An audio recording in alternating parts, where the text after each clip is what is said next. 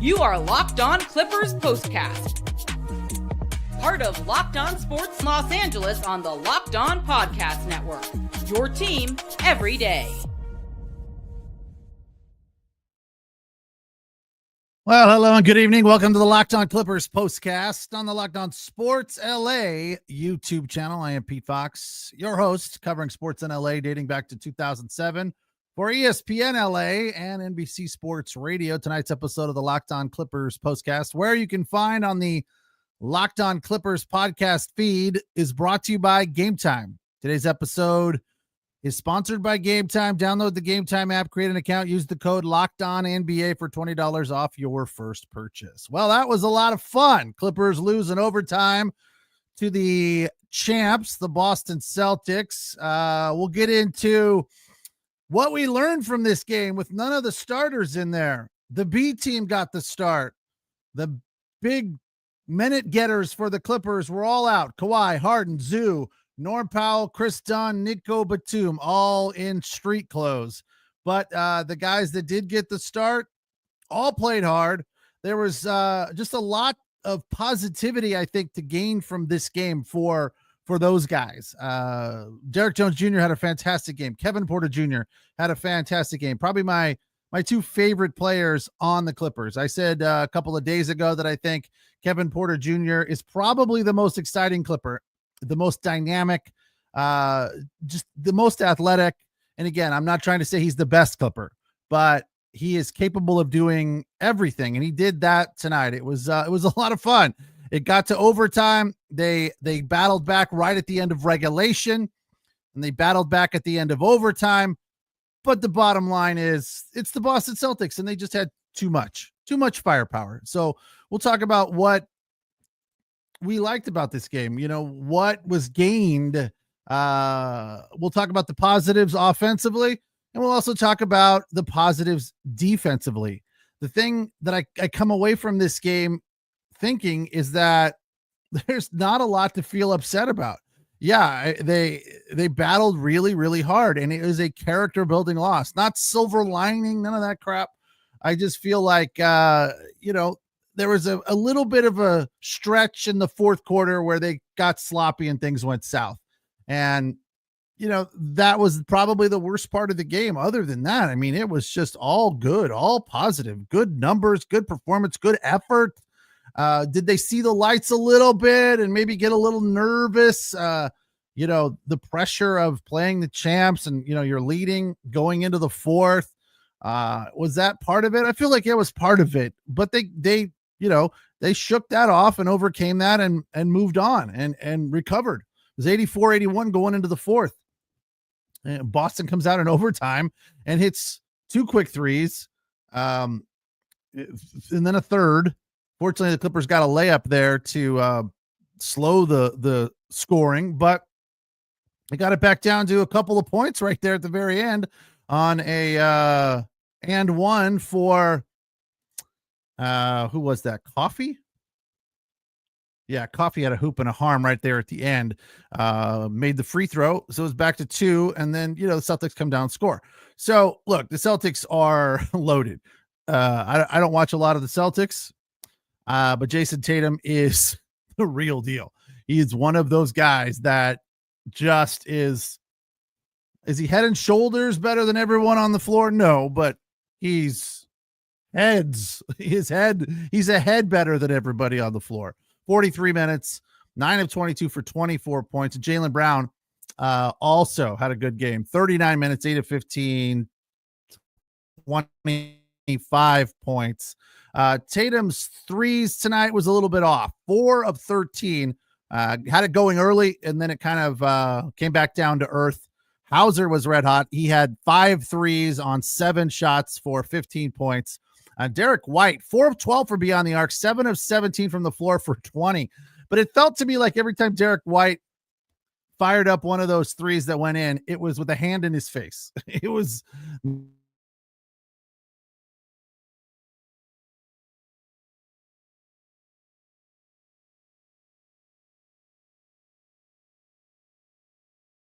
not a good one. Is, they were banged up a little bit too. Drew Holiday not playing tonight. So they weren't 100%. But when you got Tatum and Brown on the floor and Derek White's making threes, Sam Hauser's lighting it up, it's tough to defend.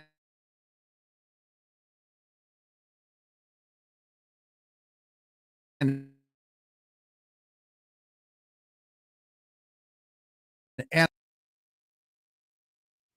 we're back pretty much on a nightly basis. I felt like the Clippers defended the three pretty well. I mean, the Boston Celtics shoot the most threes in the league. They are not afraid to fire it up from beyond the arc. That is what they do. That's how they score the basketball most of the time. Although their big man, Keita, he can play as well. 5 of 7, 23 minutes, had 11 points, had some crucial baskets late in the game. But, the thing I come away from this game thinking is that, they talked about this a lot during the broadcast, but it got a lot of these guys into a more comfortable space. And it, without a doubt, built confidence for guys like Derrick Jones Jr., Kevin Porter Jr. Amir Coffey and Terrence Mann get plenty of time. They started and played well, a lot of minutes, 44 for Coffey, 45 for Terrence Mann. Coffey had 24 points, 9 of 15 from the floor, 1 of 2 from beyond the arc. But the thing is, it gave those guys the ability to kind of stretch their legs and not feel like a couple of missed shots is going to cost them playing time in this specific game. So that's going to be something that will be prolonged positivity for those guys without a doubt. I thought they took clutch shots. They played big minutes. They made big shots, right? They weren't afraid. So I hope that we can get more of that from both Derrick Jones Jr. and Kevin Porter Jr. when they are in the game with the rest of the normal regulars, Kawhi, Harden, Zoo, Norm Powell, etc. Dunn was out as well. So that's some positivity there that you come away from this game thinking, all right, those guys all battled. And we've talked about this a fair amount here on the postcast, that I feel like at times the Clippers are a bit disjointed. They don't necessarily have their rotations nice and smooth yet. They're still trying to figure it out, especially with Kawhi coming back and he's playing on limited minutes. So they're still trying to figure out how it all fits together and who plays where and who's in what rotation, etc. I look at this and I go, you've almost got 2 full squads here. I mean, you could very well sit all of these starters down, put Kawhi, Harden, Zoo, Norm Powell, Dunn, and Batum on the floor. Although that would be 6 guys, but you could survive with 7. You grab Porter Jr. or Derrick Jones Jr., Terrence Mann or Coffey, any of those 4 dudes, and put them with those other 6 that did not play tonight, and you got a pretty good team. And on the other side of that, the guys that started tonight, Derrick Jones Jr., Mo Bamba, Terrence Mann, Coffey, and Kevin Porter Jr., you put Kawhi, Harden, or Dunn with those guys, you've got a really good team. So maybe this clears up the rotation problems a little bit. Probably not. And I would dare to say that if you were to corner Ty Lue and say, how do you feel about how your rotation is working? He would say, it's fine. We're good. We don't have any issues or problems with our rotation. I would tend to disagree with that a little bit. It's not terrible. I just feel like it's not a well-oiled machine just yet. By the way, final score tonight in overtime, Celtics win it 117-113. Clippers are now 24-19. Celtics improved to 31-13. Boston just started off red hot in this game, and the fact that the Clippers came away leading at the end of one was a huge feather in their cap. 34-33 at the end of one. Boston was 5 for 5 to start. Every shot they threw up went in. It was just frustrating because the Clippers were defending well. The Clippers were retaliating. They were making baskets of their own, answering. And, again, this is the champs. This is the second team in the East. Many would say they're the best team in the East. The Cavs are playing great, but they're 6 games ahead of Boston. Boston started off the season much hotter than they've been of late. They're 11-9 prior to this game, so I guess now it's 12-9. 12-9 over their last 21, and 4-4 over their last 8. or make it 5-4 with tonight's win over their last 8. So coming into this game, 4-4, 500 over their last 8. So they're definitely beatable. Some of that has to do with the fact that although they shoot a lot of threes, their percentage is not great. It's like 35% over the last 17 games. So they have not been filling it up. Tonight, much better than that. Not dramatically, but better. 38% tonight, 41 of 90. They shot 45% from the floor, and the Clippers red hot tonight, 52% from beyond the arc. It kind of came back to earth, 32%. But after at halftime, Clippers were shooting at a 42% from beyond the arc and 57 from the floor. Boston was 48 and 34. So the Clippers hung with them. And the game plan that Ty Lue put on the whiteboard was a very good one. We'll talk about that, and we'll get to the bucket list after this. It's the Locked On Clippers postcast on the Locked On Sports LA YouTube channel, the place to hang out when every game is done. We appreciate you allowing us to be your source for your team every day. All right, tonight's episode of the Locked On Clippers postcast is brought to you by Game Time. Game Time is one of my favorite apps that we talk about here on Locked On, and it's number one for me when it comes to buying tickets. I used to have another one. I still have it on my phone. I use it occasionally just to price match, but you don't really need to do that because Game Time has the lowest prices guaranteed. And if you love going to live events like I do, whether it's sports, music, theater, comedy, Game Time is a must-have in your app drawer. I believe that's what they call it, because what it does is curates things that it kind of know AI, I believe, chips in, and it curates things that you like. Like when I check on Game Time, it always shows me what's going on with the Kings and the Clippers. By the way, Kings with a nice win tonight, 2-1 over the Panthers. And it shows you things that are in your neighborhood as well. You get your zip code and it says, all right, this is what's going on right around you. So always good deals available on there. I saw tickets to I think it was a San Diego Clippers game for like $6. So if you happen to be in San Diego and you want to watch some G League basketball, you can get some bargains on Game Time for G League basketball. So make sure you check it out. Download the app or use their website, gametime.com. Take the guesswork out of buying tickets. Download the Game Time app, create an account, and use this code, Locked On NBA. You'll get $20 off your first purchase. Terms apply. Again, you have to create an account and redeem the code LOCKEDON NBA for $20 off your first purchase. Download Game Time today. What time is it? It's game time.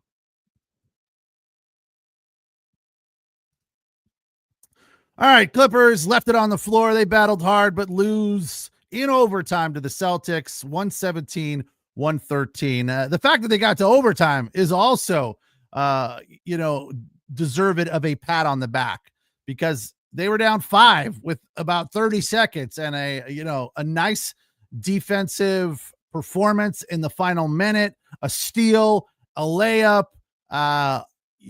They just never gave up. They never phoned it in. They never said, all right, we're good. We battled hard for 4 quarters. They kept playing. And that defensive sequence there against Jason Tatum right at the very end was fantastic, because they very easily could have fouled, and that would have sent him to the line, and that would have ended the game. But they double teamed him. They stayed away. Coffey was in on it. And then Derrick Jones blocked a shot. Again, very clean block from White. And it was just commendable defense. I come away from that sequence and really the majority of this game thinking they need to play defense like this all the time. Clearly they're capable of it. I don't know if when you get some of the older guys on the floor, like Kawhi and Harden, that, maybe the defense wanes a little bit. Obviously with Kawhi, it shouldn't. He's a heck of a defensive player. One of the best. Harden, on the other hand, that's questionable. Not so much. Zoo can play defense. Dunn, that's what he brings to this team is defense. Norm Powell is also a fantastic defender. But the energy that both Porter Jr. and Jones Jr. had tonight, Terrence Mann also was relentless, aggressive playing defense.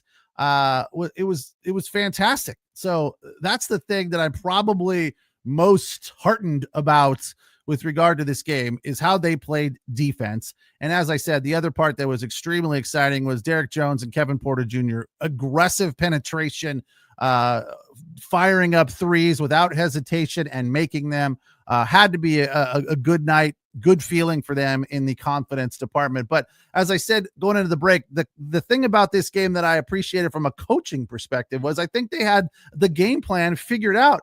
They said, look, we can't try to outscore them. We have to just play defense against this team. That's what Ty Lue told the reporters in the pregame presser, is that we can't hope to outscore them with, our top scorer sitting on the bench tonight. We have to play defense and then get our looks and take advantage of what is dealt to us. But the first thing that's the most important thing is we have to slow down the Boston Celtics. And they did that in spite of Boston coming out just fired up.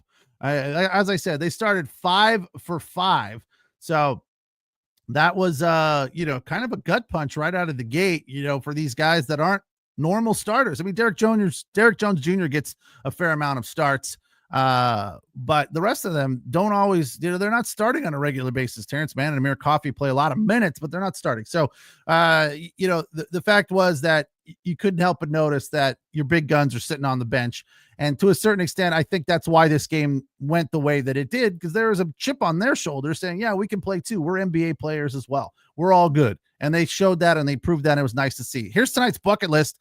Top 6, 7, 8. There's a lot of great buckets. I could have gone on with the top 15 or 20, but I kept it to like 7. So for number 5, 4, and 3 was Derrick Jones Jr. Hit a 2 that we all thought was a 3, had his foot on the line at the 7:08 mark of the first. That made it 15-13 Clippers. Then about 30 seconds or so later, he hit a 3, made it 18-15 Clippers. Then at the 2:52 mark, he hit a 3 to make it 30-29. He was just red hot, dialed in, kept firing, which is awesome. That's what we want to see when you're red hot like that. For number 4, Bones hit a retaliation 3 at the 9:59 mark of the third to tie the game again. As I said, the Celtics were just firing up those threes from all over the place. And at that point in time, they were going in pretty regularly. Again, they finished the night shooting just 38% from beyond the arc. But in the first half, they had it locked in. For number 3, Coffey had a 3 at the 8:15 mark to give the Clippers the lead again.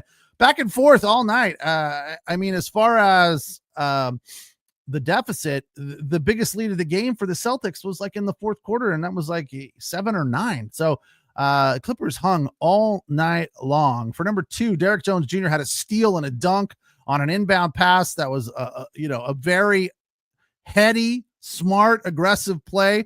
2:26 mark of the third. That made it 56-55 LA. Then for number 1, Porter Jr. had a steal and a dunk. I'm sorry, that was 2:26 of the second on the Derrick Jones steal. Porter Jr. had a steal and a dunk at the 8:02 mark of the third. That tied the game at 69. And then for number 1A, or one with a bullet, Derrick Jones Jr. steal and a layup at the 4-second mark of the game. That tied the game at 101. And then they had the nice little defensive sequence in the final 3 or 4 seconds there. And that sent it to overtime. So both of those dudes, 5-star performances, players of the game, if you asked me, for the Clippers, Derrick Jones Jr. and Kevin Porter. I mean, you could say that they were the players of the game as well. I mean, they outscored both Tatum and Jaylen Brown, or Porter Jr. did. Yeah, they both did. Derrick Jones Jr. had 29, 12 of 20, 4 of 7 from beyond the arc, 7 rebounds, 3 assists, 3 steals. What a stat line for Derrick Jones Jr. I mean, is that the best game he's ever played? I don't know, but it should be. It's the best game he's played as a Clipper, without a doubt. It's way, way up there in his career. It has to be. Again, 29 points, a +5 rating, 7 rebounds, 3 assists, and 3 steals, 1 block shot. Kevin Porter Jr., 12 of 21, 2 threes. He had 7 assists, 7 rebounds, 3 steals, and no block shots. The good news is not a lot of turnovers from any of them. 3 for Derrick Jones, 1 for Mo Bamba. Terrence Mann had 4 turnovers. Amir Coffey just 2. Kevin Porter had 3. Bones had 4. Bones had some good looks, just 2 of 5 from beyond the arc. Didn't have it really dialed. Hit a big one, though, right at the start of the fourth quarter, and then everything kind of went sour for the Clippers. They got sloppy. They had 3 or 4 air balls in a row. It just got ugly real fast there, but they got it dialed back in.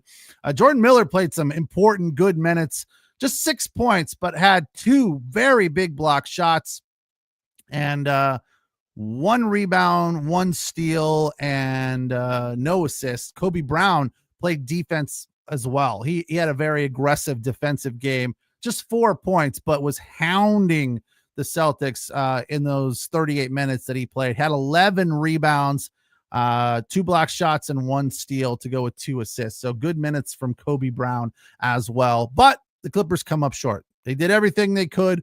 They battled to the very end, but they couldn't get it over the finish line. 117-113, the finals. They fall to the Celtics. It's the Locked On Clippers postcast on the Locked On Sports LA YouTube channel, the place to hang out when every game is done. You can also download the podcast wherever you find your podcast on the Locked On Clippers podcast feed. We do have some conversations to talk about after the break with regard to the refs. I agree with Kenny here that they were not kind to the Clippers. We'll get into that after the break right here on the Locked On Clippers postcast.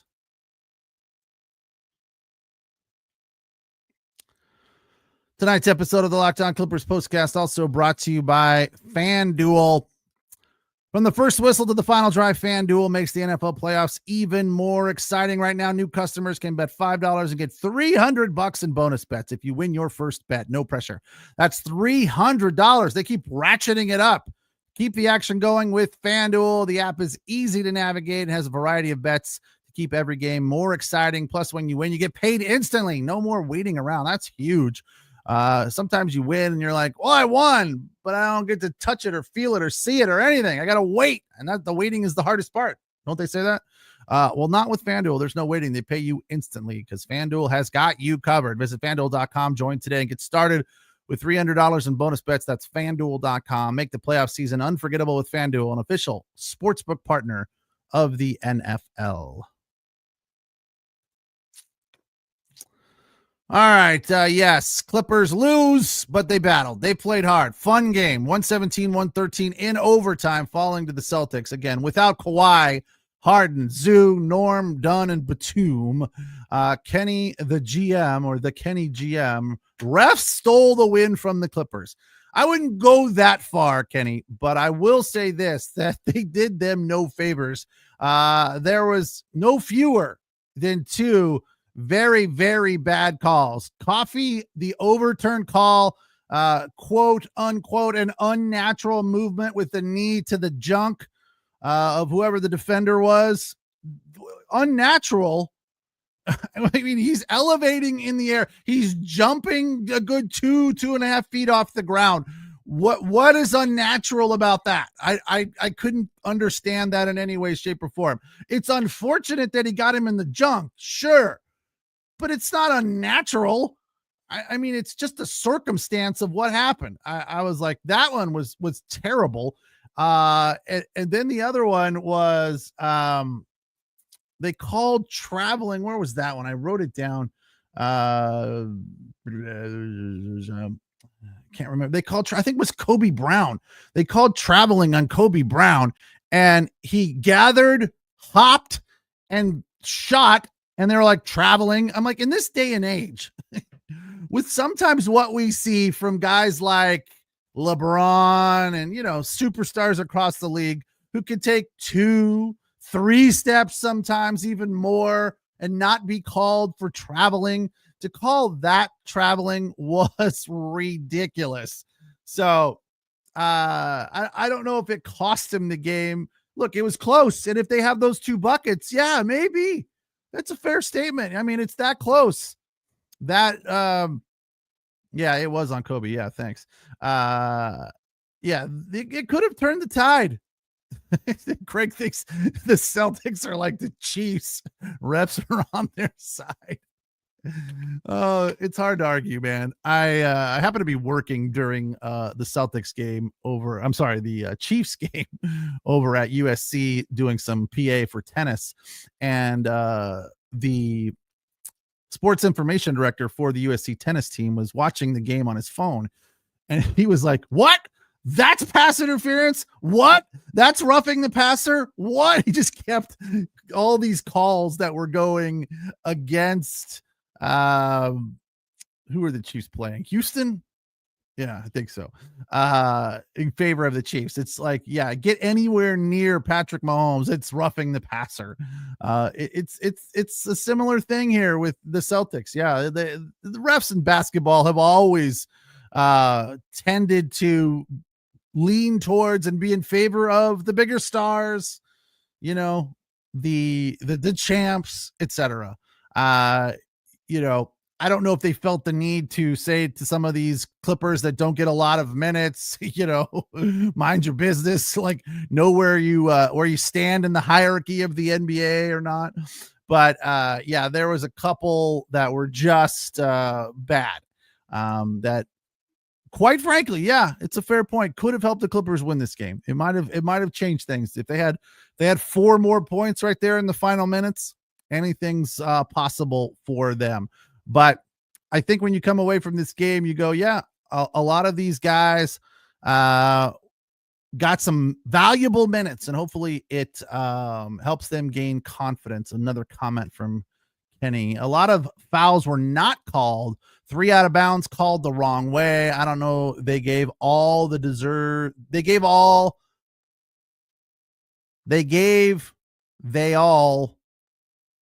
and deserved the win, but it was what it is. It is what it is. Yeah, fair point. Not exactly sure. I think you had a typo there. And that's what happens when you're reading comments live. Sometimes, you know, they're not all ironed out. But yeah, there were some missed calls here and there that went against the Clippers and in favor of the Celtics. And you know, it could have changed the outcome of this game. But I think we come away from this going, yeah, we did all that without Kawhi, Harden, Zoo, Norm, Dunn, and Batum. And you have to feel pretty positive about that. Something I'm not positive about is the City Connect floor, which they had out there tonight. I thought the exaggerated wood grain in the lane was very weird. Like, what was that? And then that flower, was that a lilac or was that an orchid? It's just bizarre. Like, what did that have to do with anything? Just like the Dodgers City Connect jerseys, confetti. Like, I don't understand the point. City Connect is pretty explanatory. It's pretty self-described. City Connect. The floor should connect with the city.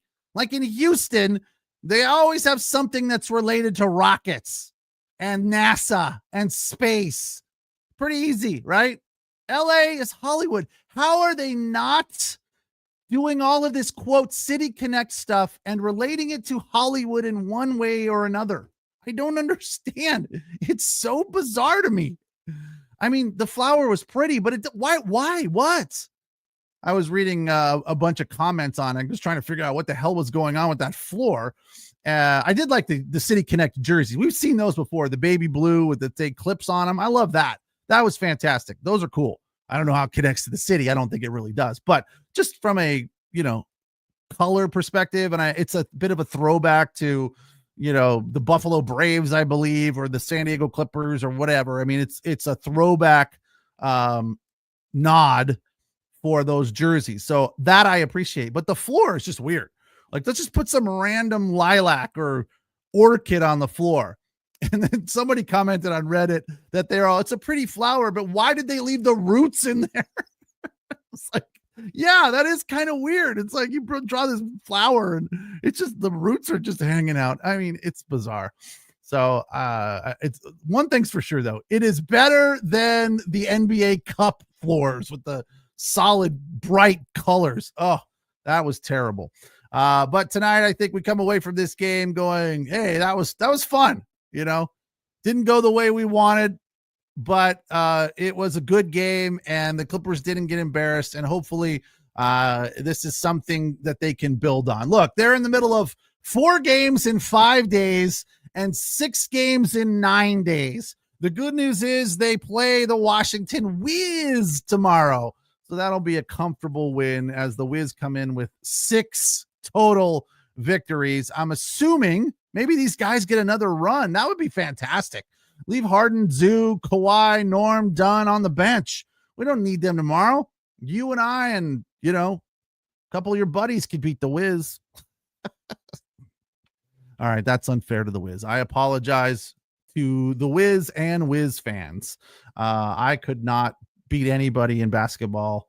My knee would pop out and it would be an ugly scene. But I don't know. Maybe you guys are good. Maybe BC, Kenny, and Nando are good basketball players, and they could go out and beat the Wiz. Every time I say the Wiz, it just reminds me of that scene from Seinfeld where the guy on the commercials, nobody beats the Wiz, which I think is so ironic because everybody beats the Wiz in the NBA.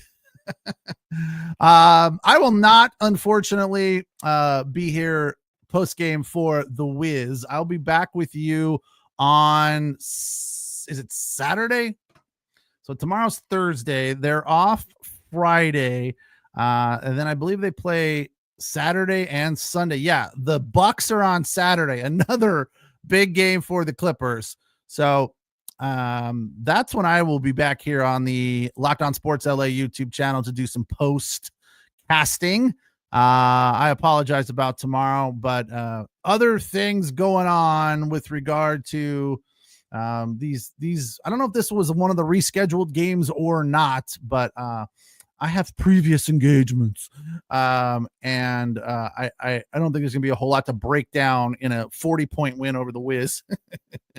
But Milwaukee's gonna be fantastic. That's Saturday at 7:30. Then they're off on Sunday, and then they hit the road for a very lengthy, miles-wise road trip. Phoenix, San Antonio, Charlotte, and Toronto, which gets underway on Monday. But first, we will wrap up this homestand with a game tomorrow against Washington, and then on Saturday at 7:30 at Intuit Dome against the Milwaukee Bucks. Appreciate you guys listening and watching. Appreciate the comments. It's the Locked On Clippers postcast on the Locked On Sports LA YouTube channel. The place to hang out when every game is done. Have a good night. Take care. We'll talk on Saturday.